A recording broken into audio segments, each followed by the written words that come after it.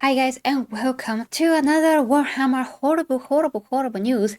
And I'm going to explain why the news are horrible in case the guys in the back that like to defend those things didn't hear. So yeah, what are the news this time, Gary? What are the news? Well, I'm gonna tell you what are the news. That the old novel appears to celebrate. Actually, can't even say it. So yeah, basically a relationship between a knight and a young boy. How is this normal? What is happening here? Okay, let's read a bit. So the most recently published Warhammer the Old World novel, Words of the Lance by writer Graham McNally appears to celebrate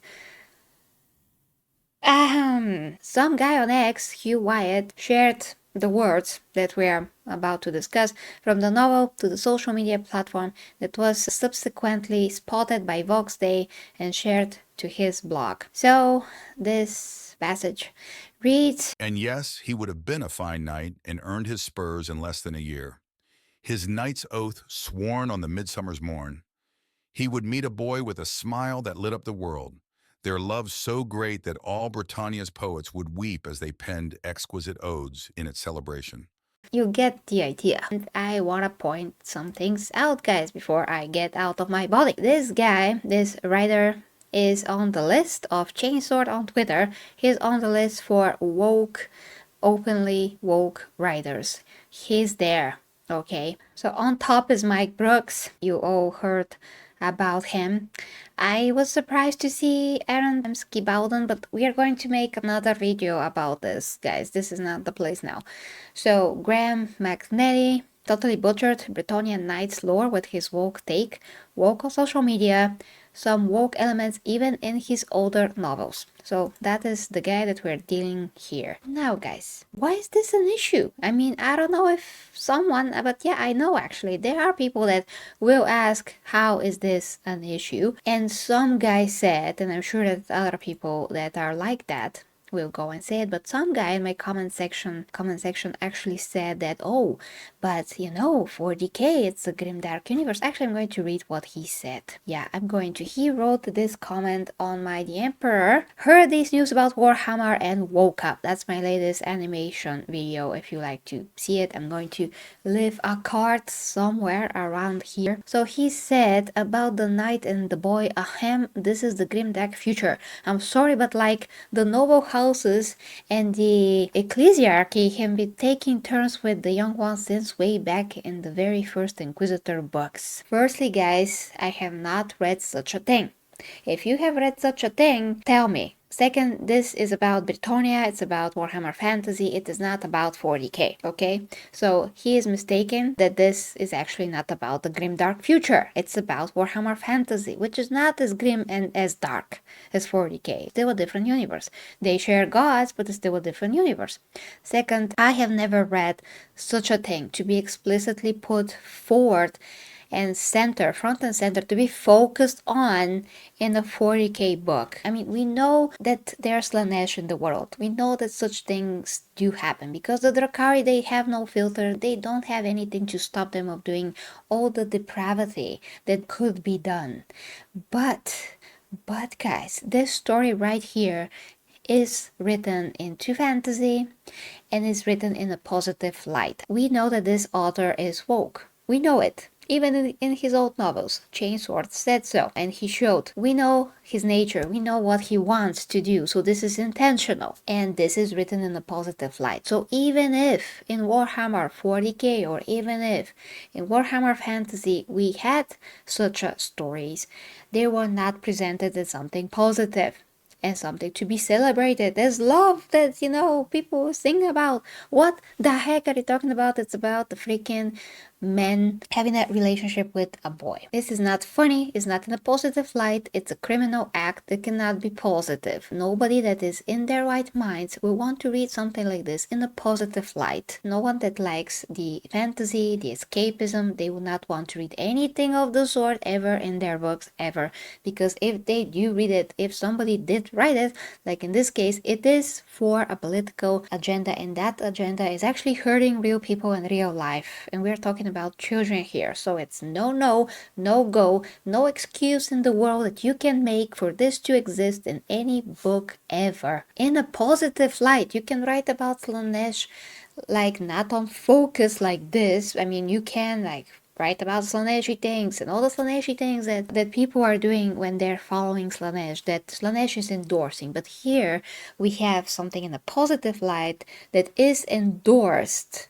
In even it's not in the grim dark, it's in Warhammer Fantasy.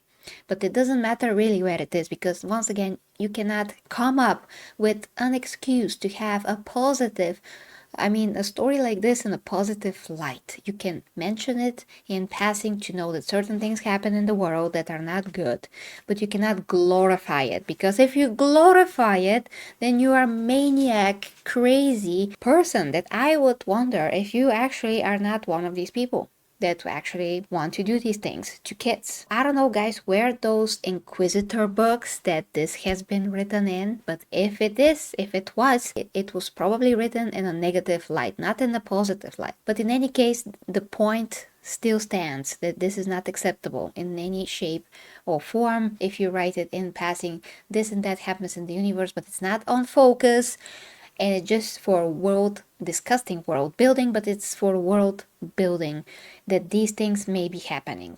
That's it. In passing, it's not the focus, it's not positive, it's not glorified. It is just said there to make you feel bad for what's happening, but that is it.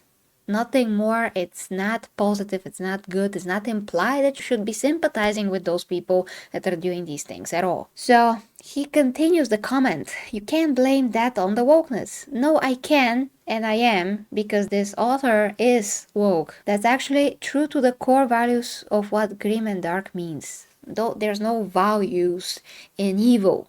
There's no values in evil. And once again, the grim dark universe, it can be grim and dark in other ways without those ways being put in your face. It's about war, and it's not about glorified relationships between grown-ass men and kids. That's not the universe. And if you didn't get that, you don't know Warhammer 40K. It's about the badass warriors. It's about the war. It's about, the demons. Then they're fighting. The emperor's doing this and that, and the emperor's on the throne. The emperor this, blah blah blah. The Primarchs. The courage of the Astra Militarum is about a lot of things, but it's not about freaking depravity that is on focus and glorified. It's not glorified. It's shown that Slanesh is evil. It's shown that those things are bad.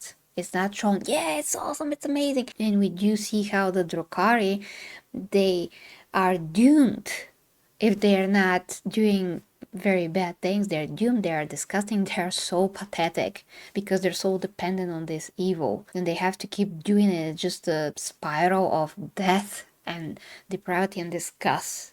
So it's all the bad things that just pile up and lead to more bad things and ruin and death and destruction. And it's like a black hole of evil. That is it. It's not as bad as Project Horizons, but it gets close to other stuff though. So the other stuff is worse with this guy that wants to string up people. Is worse than this, because my video is about the two stories that I covered, and one is about the guy that wants to string people's loved ones, wives on the wall. People don't agree with him, and the other was this. And what did they do to my Rogodorn husbando? What the heck is husbando? They did ruin him. No, he's handsome and strong and likes to stroke his bolt gun a little too much. Well, that is disgusting. Primarchs, they don't have sexual desires or whatever. So what the heck? Okay, guys. So I pointed out this comment so you can see how some people could react to this. What are going to be the counter arguments that this is not woke and whatever?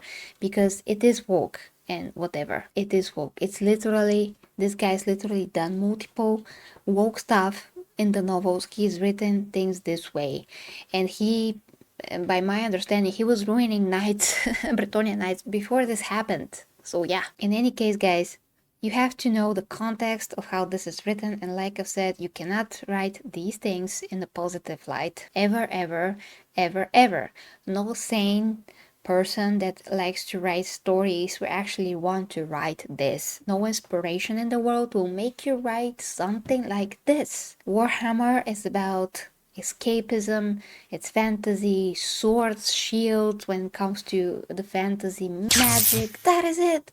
Nobody in their right mind, once again, wants to have 500 tons of depravity from the real world injected in their fantasy world that's supposed to be escapism of the real world. That is all of entertainment about. It's not about inclusivity, the entertainment that is. It's about having fun, creating stories, and if those stories are served well by characters that have different orientations or different identities, that will be a different story. But most of the time, the stories are not served by these integrations because their agenda and the way that they're doing these things, it's in a bad connotation. It's the bad way. It's the political view, it's the forcefulness of it. It's not to serve actually different groups of people. Like I said before, guys, you can watch Xena Warrior Princess and see how things were done there with one episode where there was a transgender character and it was done perfectly tastefully and amazing. You are sympathizing with the character, you know how they feel, you know what they're going through. They're not focus of the story, but they're there, they're supplementing the story amazingly. They're adding to the story, they're adding to everything that is good of the story in this episode, and it's great. It's not forceful, it's not on the nose, it's organic, it's natural, it's great. But we cannot see this in today's times because a real and true representation does not exist. It's all forced and it's all up in our butts and noses. Great, but this cannot be tolerated ever, ever, ever. No. And no again. I'm Gary, the 40K Empress, and I reject this. Thank you so much, guys, for watching. Until next time with me, the 40K Empress Show. Let me know what you think in the comments. Bye bye.